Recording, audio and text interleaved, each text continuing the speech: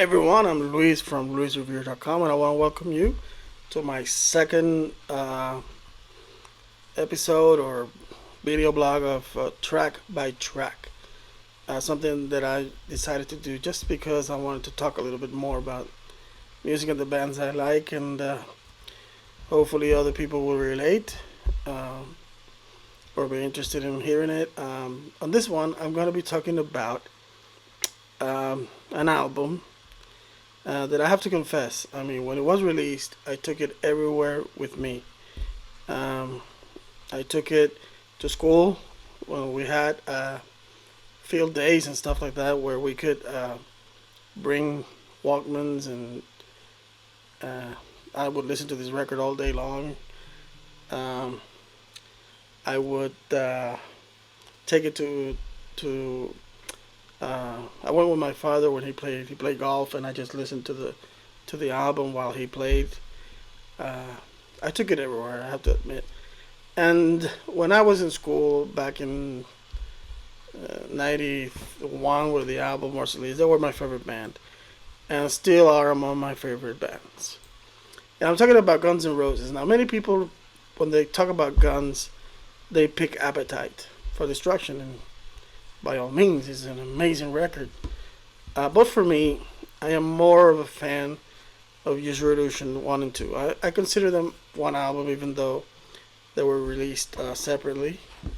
So, even though it was released like that, I just believe that I just see it as a double album.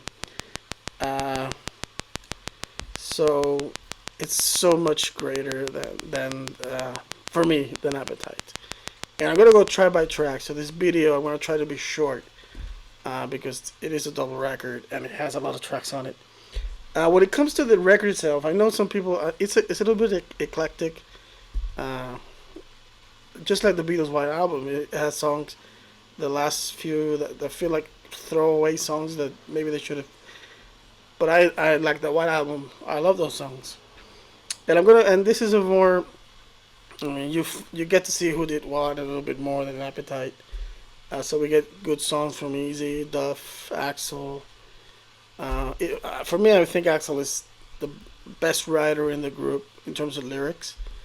Uh, but on those terms, let's begin. Let's begin. I don't want to talk too much. So the album was released in 1991, and I remember I had it on cassette first. Yeah, on cassette. And now I have it on vinyl. I finally got my Use Revolution 1 on vinyl. I've been wanting this one for so long that I was not able to get it until now. Um, and I remember the MTV News things where they were putting the footage when they released on midnight, and the fans were getting the albums on midnight. I never got to do that with music. I did it with movies, but I never did it with music. So let's start. I mean, the first song we get is "Right Next Door to Hell." Um, what can I say about that one? I think it was the perfect opening. Obviously, when you compare it to "Welcome to the Jungle," well, it's not the same, but I actually like it that it's raw, it's fast, and the lyrics are very, very Guns. Um, you hear the hell thing, and quickly might think of something worse, but it's just a metaphor or where he's living, or what the song is really about. About you know things is it's not literally hell. That's what I wanted to say, I guess. So when it comes to that, I think it was a good opening track. I think it's I love it. The music, and the lyrics. I think it's just so. I think it was a perfect way to open that record. Track number two, Dust and Bones. Now this one was written by Slash, Easy, and Duff. I think the lyrics are easy. It has that easy straddling kind of a mood. Not a bad song. Not one of my favorites on the record. I still enjoy it. That's I just I think the lyrics are a little bit. How can I say it? Not bad. It's not a bad song, but not one of my favorites on the record. Um, And then we go to a cover song. Dustin, sorry, Live and Let Die, of course, written by Paul and Linda McCartney. I think they did a good job on it. I actually like their version a little bit better than Paul's. Paul's is kind of a more with the orchestra, and this one is a little bit more heavy, more rock, more guitars, and I seem to enjoy it a little bit more. Of course, Paul's version is good, but I like the Guns cover version of it.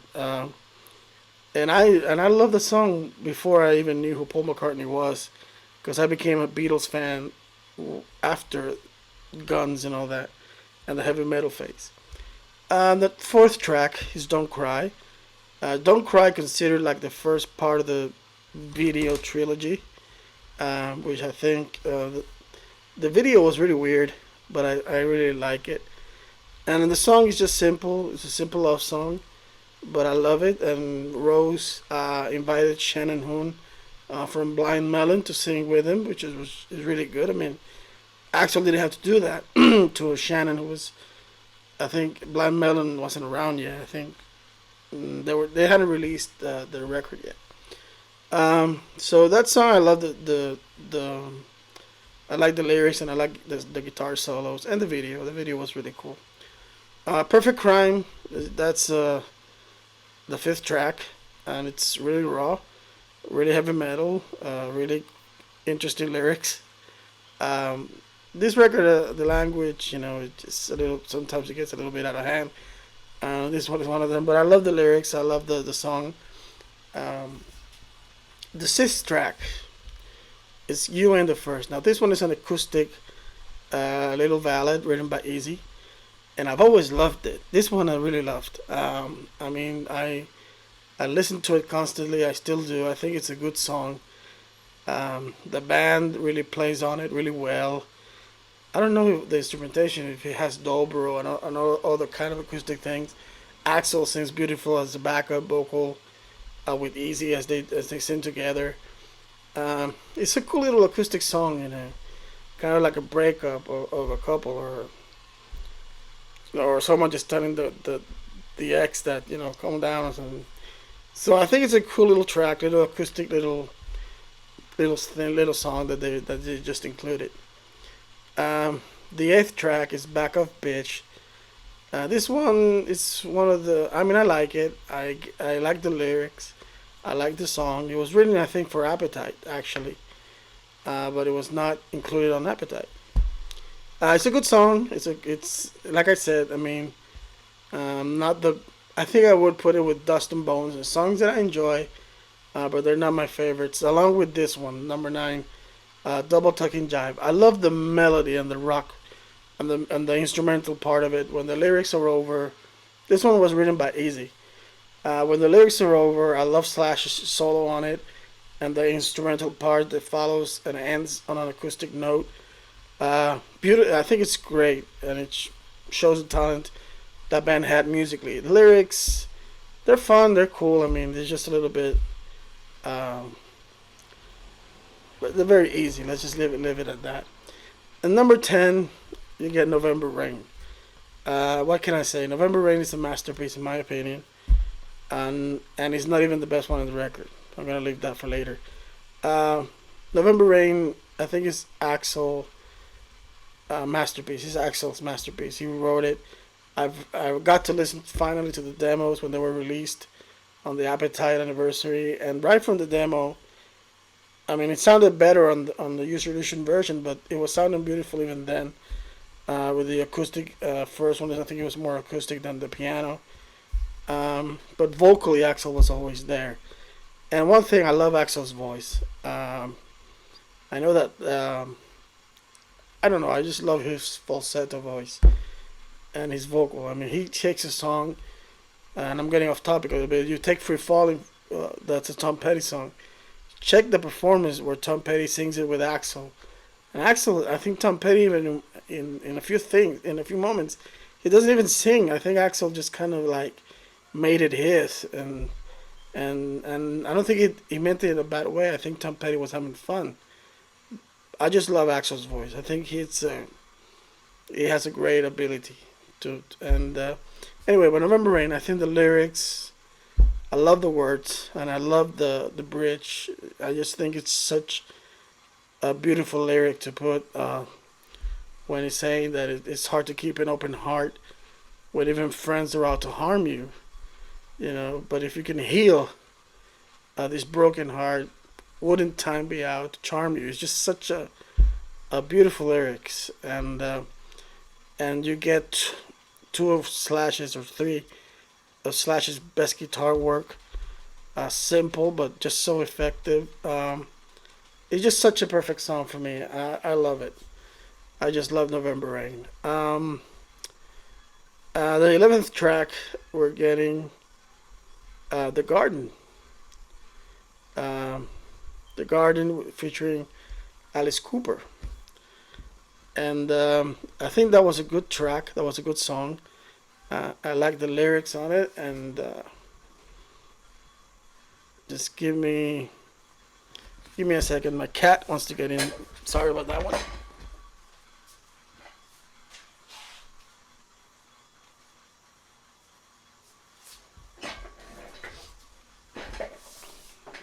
Sorry. If I knew how to edit, I would edit that out. Anyway, I was talking about The Garden. This song, I think, it has the cool part about it is Alice Cooper, of course. I mean, when you have Alice Cooper playing there, I think that's so cool, and it added a lot to the song. The song is kind of talking about this utopian place, maybe, I think, but it's a cool song. I really like it. Number 12, we got Garden of Eden. You know, this one, I remember the video, and it's so fast that they need to put the dots on the video so you can understand Axel's voice. But again, I like the lyrics. The lyrics, which is another example of Guns talking about the situations and how they view things. So it's a good song. Um, it's really heavy metal, really raw. I love the video. The the movement. I cannot even explain it. Number 13 is Don't Damn Me Now. I love this song. This one, I think the lyrics are by Axel. And I think he's talking about defending himself through the backlash he got with a song called One in a Million from the Lies album.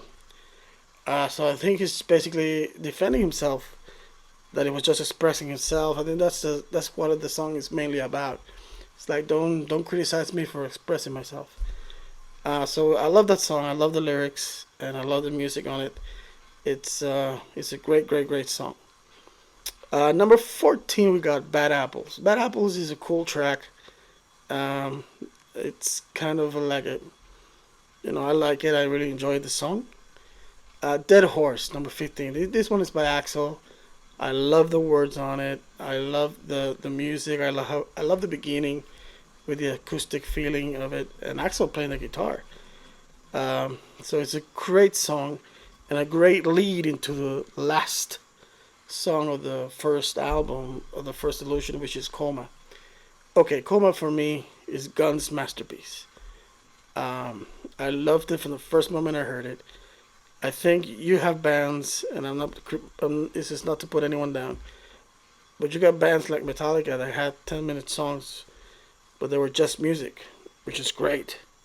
But Coma lasted 10 minutes and it has more lyrics than instrumental parts. Of course, it has a big solo near the end, but it doesn't have like 10 solos. It's lyrics, music, lyrics, and I think Rose's lyrics on this one are among his best. I love the ending, the last coda of the song where Axel just goes on a rampage of lyrics. I love the creativity in the different sections of the song. I mean, it's just such a great song, and I'm glad they're singing it live. I got to see it live on YouTube. Of course, I wish I could see them live for real, but I haven't been able to do that. But Coma, I mean, just such a great song. Great track, and what a way to end the first Illusion record. Now let's go quickly to Use Illusion 2. So continue on the double album. Of course, this one begins with Civil War, which I think it's a great song, and showing once again Guns' ability to write about social issues, which I think it's great, and it's a good song. It's a good song, music wise and lyric wise. I just really think it's just such a good song. 14 years. That one is written by Easy Stradlin. Uh, let me just look for. That one was written by Easy Stradlin, and it's a cool song. I think it's. It was written by Axel and Easy, so that's good. I like the song. I think it's a good song. I like, again, how they sing together, because Axel sang a few things, a few parts on it, and Easy sang some other lyrics. The third track, it's a song called Yesterdays. I love this one. I love this one, and I love the version on the live record. I think the lyrics are very. The lyrics and the melody go together well, and I think it just, you can relate to it maybe in some days. You feel like that. Great song. It's a great song. Number four, we got another cover. Now, what Guns N' Roses did in terms of covers on this record is made versions that, for me, they're even better than the original. Like I said, with "Live and Let Die." Now we get "Knocking on Heaven's Door," and I love Bob Dylan, but I think Guns made "Knocking on Heaven's Door" their own. They made it powerful with the guitars and Axl's voice, and live. It's just such an amazing live performance. Of course, they added the reggae thing, which works and doesn't work. But at least in the record version, I think it's just such a better version than the one Bob Dylan recorded. "Get in the Ring" is one of my favorite songs. It's really strong. I don't listen to it much because it has a lot of swear words in it, and of course, it's Guns N' Roses being very, very specific about people who were printing lies about them in the magazines, and it's a really strong revenge song. I mean, that's what it is. It's a really, really strong revenge song. What can I say? But I love the guitar work on it. The lyrics, Axel's performance, the band's performance. Um, I'm sorry for the people he mentions, because he really does wish some interesting things on them. "Shotgun Blues." This one was written by Axel Rose. Is the weakest, not the weakest one, but because for me, 14 years and "So Fine" will be like the weakest. Um, but it's a nice little song. It's fast with clever lyrics. But number seven is one of, for me, the best one on Illusion 2. And it's a song called "Breakdown." I just love the lyrics Axl Rose wrote. I totally relate to what he's expressing in the words. I mean, the lines that he writes were, uh, if we take a look and see at another one's despair, it's such a clear. I think it's just a great lyrics, and the music on it, the work, the piano, the guitars, everything works just fine. Great. I'm sorry. At number eight, we got "Pretty Tight Out," which is a pretty cool rock and roll song, written by Easy. I really like it. It's just such, like it says, the perils of rock and roll decade days. It's kind of a look at how a band starting up when they have no hits. "Locomotive" is a masterpiece, again, written by Slash and Rose. The lyrics are so cool. The music, again, complex like Coma. I mean, it's a long song. I don't know if it lasts 8 minutes and 42 seconds. But again, with a lot of lyrics. Yes, this one has a little more solo, more guitar work, which is great. But it's a cool song. I really enjoy that one. "So Fine" is the weakest one for me. I like Duff. I had nothing against Duff, and the song is cool. It's fine. It's not bad. It's not bad. It's not a bad song at all. But I kind of not enjoy it as much as I enjoyed other songs on the record. And of course, in 11 we got "Estranged." We got "Don't Cry," "November Rain," and "Estranged." Those three formed like the video trilogy. And "Estranged" it's a beautiful song. Not as not on par to "November Rain," but I think the second half of it, the piano, is just such a beautiful. It's a beautiful sounding part. when the first half of the songs uh, ends and with the piano we get to the never find anyone to replace you all those parts. And I love I mean Slash in this one really outdid himself in the guitar work, and the video was cool. I like the video. Number 12, "You Could Be Mine" was the first song we heard. Uh, that was from Guns N' Roses in a long while, and it was from the movie Terminator 2. So the video was absolutely great with Arnold Schwarzenegger hunting down Axel and the rest of the band. That was awesome. And "You Could Be Mine" is a cool song. I like the ending. When the solo ends, that Axel sings this fast, little bridge towards the ending of the chorus. And we get at number 13. We got an alternate version of the song "Don't Cry." Now, if you ask me, I like more the alternate version than the version that they used on the radio. I don't know why, because it's basically the same feeling. I just think the lyrics are a little bit better. And of course, the album ends with what I would say is Guns N' Roses' version of Revolution Number 9 on the White Album. I'm a huge John Lennon fan, but I never got Revolution 9, and I never got My World. And I don't know if it was trying to be Nine Inch Nails or something. I don't know. But for me, the album ends with "Don't Cry." My World doesn't exist. Uh, but if you want, I mean, I don't know. I think everyone will like different songs. So anyway, this is my track by track from the Guns N' Roses Use Your Illusion 1 and 2. I hope you enjoy it, and check out all of my other videos if you have time. And see you on the next one.